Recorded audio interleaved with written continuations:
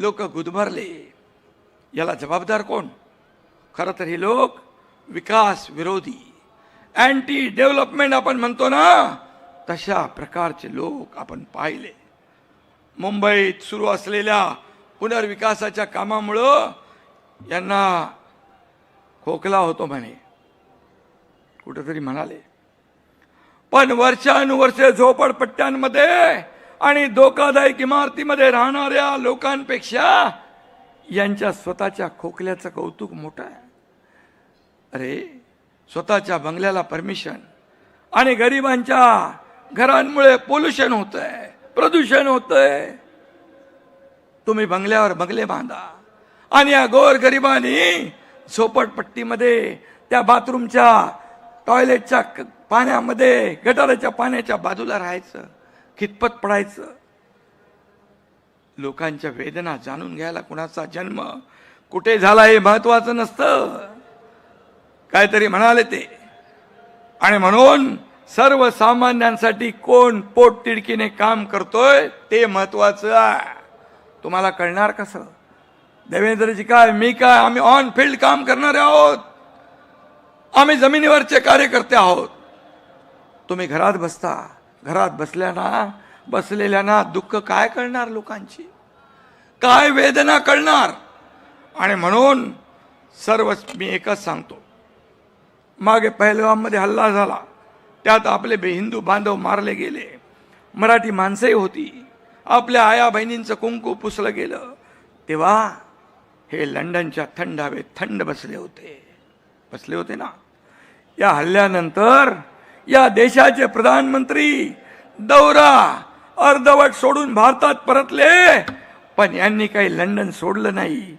अरे काय असा जीव अडकलाय तिकडं त्या लंडन मध्ये? असं काय आहे तिथे? काय आहे? घबाड आहे? जाऊ द्या, सगळी माहिती माझ्याकडे आहे, पण मी त्या खोलात जाऊ इच्छित नाही. यांच्याकडे पण आहे. आज जे लोक मराठी माणसाच्या नावाने गळे काढतात ते निवडणूक संपल्यानंतर आराम करायला कुठे जातात ते तुम्हाला माहित आहे. परत येतील ना. यांना मुंबईशी काही देणं घेणं नाही, मराठी माणसाशी काही देणं घेणं नाही. आता म्हणतात आमच्या वादापेक्षा महाराष्ट्र मोठा आहे, वादापेक्षा. अरे मग मी म्हणतो, 20 वर्षापूर्वी वेगळे का झालात? त्यावेळी तुमच्यासाठी महाराष्ट्र काय छोटा होता? बाळासाहेबांची इच्छा होती तेव्हा ती पूर्ण नाही केली. त्यावेळी बाळासाहेबांपेक्षा तुमचा स्वार्थ मोठा होता, अहंकार मोठा होता. हे साऱ्या महाराष्ट्राने पाहिलेलं आहे. एकमेकांविषयी काल परवापर्यंत, एकत्र येण्यापर्यंत काय काय बोललात तेही आठवा. स्वार्थासाठी वेगळे झालात आणि स्वार्थासाठीच एकत्र आलात ही मुंबईकर जनता जाणते आहे. हे मुंबईकरांना पक्क माहीत आहे. मराठी माणसाच्या नावाने खोटा पुळका, खोटं प्रेम दाखवण्याची आवश्यकता नाही. हे पुतना मावशीचं प्रेम आहे, हे खरं प्रेम आहे. आणि म्हणून मराठी माणसाने सावध राहणं आवश्यक आहे. मराठी माणसासाठी काय त्यांनी केलं हे आठवून बघा. आणि आम्ही 3.5 वर्षात, या मागचं तर जाऊ द्या, 3.5 वर्षात काय केलं ते बघा, काय करतोय तेही बघा. 20 वर्षात आम्ही विचारांची भूमिका, बाळासाहेबांच्या विचारांची भूमिका घेतली, तर खालच्या पातळीवर जाऊन टीका करता. मग तुमच्या भावाचे नगरसेवक फोडले तेव्हा किती तुम्ही दानदक्षिणा घेतली हो तेही एकदा सांगा. तेही सांगा. तेव्हा काही वाटलं नाही.